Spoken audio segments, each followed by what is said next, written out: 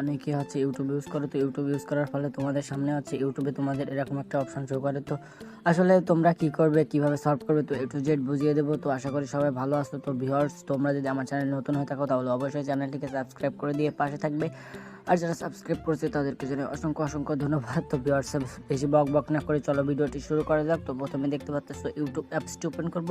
তো আমি YouTube open করার পর দেখতে পাচ্ছ এখানে একটা ভিডিও আমি অন করলাম। তো অন করার পর দেখতে পাচ্ছ এখানে কিন্তু হচ্ছে আমার ভিডিওর উপরে কিন্তু সেকেন্ড শো করতেছে। তো আসলে প্রবলেমটা কোথায়? ওহো ভিউয়ার্স, অ্যাড আসছে। তো দেখতে পাচ্ছ এখানে কিন্তু স্কিপ করলাম। স্কিপ করার পরে এখানে দেখতে পাচ্ছ অ্যাকশন শো করতেছে। তো এটার প্রবলেম কীভাবে সলভ করবে? তো ফাইনালি তোমরা চলে যাচ্ছে হবে যে যার জিমেল অ্যাকাউন্টে। তো দেখতে পাচ্ছ উপরে একটা জিমেল অ্যাকাউন্ট আছে। তো জিমেল অ্যাকাউন্টের উপর ক্লিক করবে। তো অ্যাকাউন্টের উপর ক্লিক করার পর দেখতে পাচ্ছ এখানে কিন্তু সেটিংস নামে একটা অপশান আসছে। তো সেটিংসের উপর ক্লিক করবে।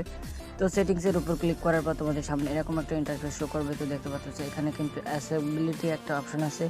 তো এইটার উপরে ক্লিক করবে। এটার উপর ক্লিক করার পর দেখতে পাচ্ছ এখানে যে হচ্ছে অ্যাক্সেসিবিলিটি প্লেয়ার, তো এটা অফ করে দেবে। তো অফ করে দেওয়ার পর একটু ব্যাক চলে যাবে।